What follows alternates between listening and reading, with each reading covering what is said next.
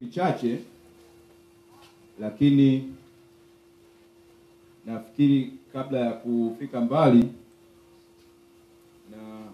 napenda kuwashirikisha na kuwakaribisha katika ibada za kila Ijumaa na Jumatano hapa kanisani. Huwa tunafanya ibada Jumatano, ibada ya maombi, na siku ya Ijumaa huwa tuna Bible study. Kwa hiyo inatusaidia sana kutujenga kiroho. Bwana Yesu asifiwe. Sasa kutokana na ambayo tunajifunza siku ya Ijumaa, basi mimi nitajaribu leo kuelezea kidogo ili tukumbushane. Ijumaa iliyopita tulijifunza kuhusiana na taifa kubwa la Israeli, jinsi gani walivyokuwa wana misukosuko, wanasumbuka katika safari yao, na jinsi gani ni taifa ambalo lilikuwa ni teule kwa Mungu, lilichaguliwa toka hapo awali. Mungu alilipenda hili taifa na ndio maana akahangaika nao katika jangwa mpaka wamefika katika safari yao ya mwisho. Lakini nataka nikueleze tu kwamba wana wa Israeli walikuwa ni watu ambao ni wakaidi mno. Pengine kama ingekuwa ni wewe ndio Musa unaongoza wale wana Israeli, labda katika hali ile ya kibinadamu ungekuwa umeshakata tamaa, kwa sababu hao watu walikuwa ni wabishi, wanapata kuona miujiza mbalimbali ambayo Mungu anaitenda, wanaamini, lakini baadaye wanakuja wanaanguka tena.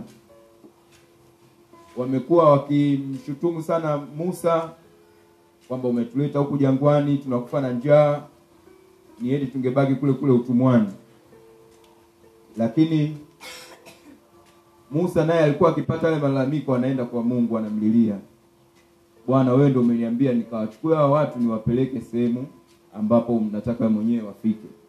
Lakini angalia wanapoendelea kunishtumu, angalia wanapoendelea kulalamika, inafika hatua mpaka wanatengeneza sanamu na kuziabudu. Sasa ni wakati ambapo Musa alikuwa anapata wakati mgumu mno. Kumbuka alikuwa yuko peke yake, alafu lile kundi ni kubwa, na lile kundi lilikuwa lina nguvu. Kuna wazee walikuwemo mule, walikuwa na ushawishi mkubwa. Kwa hiyo Mungu alionekana pia katika hilo, na baadaye ile safari ikafika mwisho. Sasa nataka nikuonyeshe tu baadhi ya vifungu ambavyo hata Mungu alikuja kumuonyesha Malaki na kumpa hizi taarifa aende akawaambie wana Israeli. Naomba tufungue hii Malaki 1 mstari wa 2. Tutapata kujua ni kitu gani ambacho Malaki alienda kuambia hao wana Israeli, na ni jinsi gani Mungu aligadhibika. Ilifika hatua hao walikuwa ni wakaidi mno. Tufungue Malaki sura ile ya kwanza.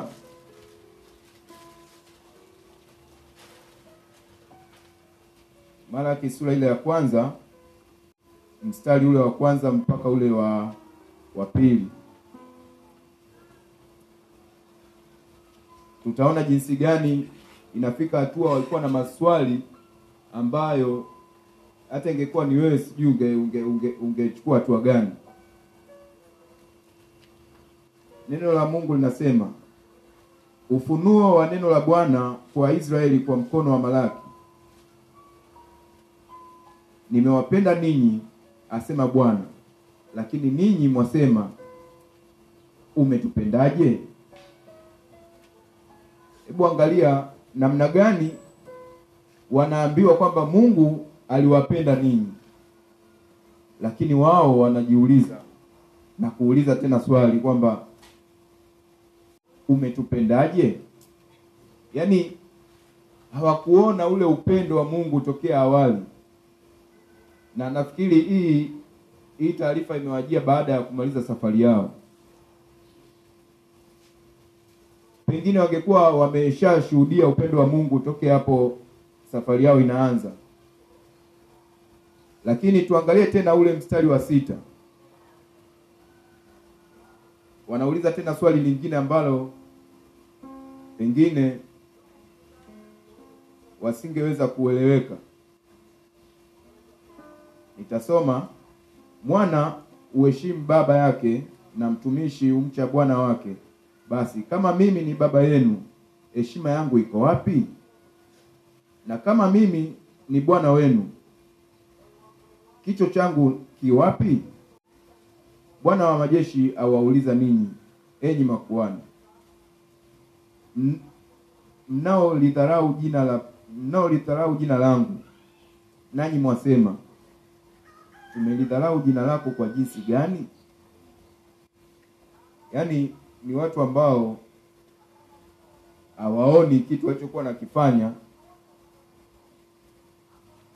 Wamefanya mambo mengi, lakini wamekuwa kama vipofu, kwamba hawaoni kile ambacho walikuwa wanamfanyia Bwana. Lakini tusome tena Malaki sura ya 2 mstari ule wa 1 mpaka ule wa 3.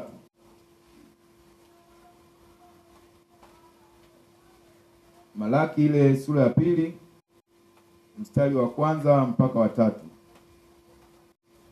Unasema, na sasa enyi makuhani, amri hii inawahusu ninyi. Kama hamtaki kusikia na kama hamtaki kuitia mioyoni ili kulitukuza jina langu, asema Bwana wa majeshi, basi nitawapelekeni laana, nami nitazilaani baraka zenu. Naam, nimekwisha kuzilaani kwa sababu hamiatii haya moyoni. Angalieni, nitaikemea mbegu kwa ajili yenu, nami nitapaka nyuso zenu mavi ya sadaka zenu. Jinsi gani Mungu anakasirika! Yaani ni watu ambao walitakiwa wawe na ushuhuda, na pengine kama ingekuwa ni nyakati hizi, basi tungeona makanisa mengi yangeibuka yakimshuhudia Mungu yale makubwa ambayo taifa hili limetendewa. Bwana Yesu asifiwe sana. Sasa Mungu ni mtu wa ajabu sana. Mungu ni wa ajabu, na ndio maana anakumbuka alipomuumba binadamu, na hataki binadamu apotee hivi hivi. Binadamu amemuumba na anataka hadi siku ya mwisho binadamu awe naye. Na ndio maana katika Agano Jipya tunaona jinsi gani hata Yesu alikuja hapa duniani kwa ajili yetu sisi binadamu, kwa ajili ya ukombozi. Amejua kwamba tumetenda dhambi, tumekaa mbali naye, lakini bado hajakata tamaa. Anapata hasira, lakini anarudi tena na kututafutia ukombozi.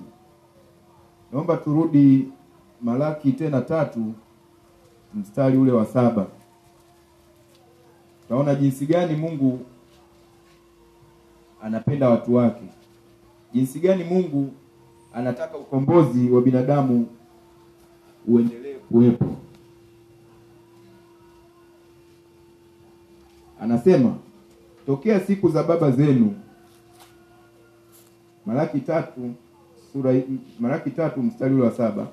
Tokea siku za baba zenu mmegeuka upande, mkayaacha maagizo yangu, wala hamkuyashika. Nirudieni mimi, nami nitawarudieni nyinyi, asema Bwana wa majeshi. Bwana Yesu asifiwe. Nirudieni mimi, nami nitawarudieni ninyi. Amegundua kwamba tumetenda dhambi, amegundua kwamba tumekuwa ni wakosaji, lakini bado anatupa nafasi nyingine. Tumrudie yeye, naye ataturudia. Basi ndugu zangu, katika maisha yetu ya siku zote tumekuwa tukigeuka kama taarifa hizi zinavyoenda kwa wana Israeli. Nafikiri hiki ni kizazi kile cha baada ya wale wana wa Israeli kuvuka. Sasa kizazi chao kile kinapewa taarifa hii. Tokea siku za babu zenu mmegeuka upande. Yaani anatupa historia ya maisha gani ambayo yalikuwepo hapo awali.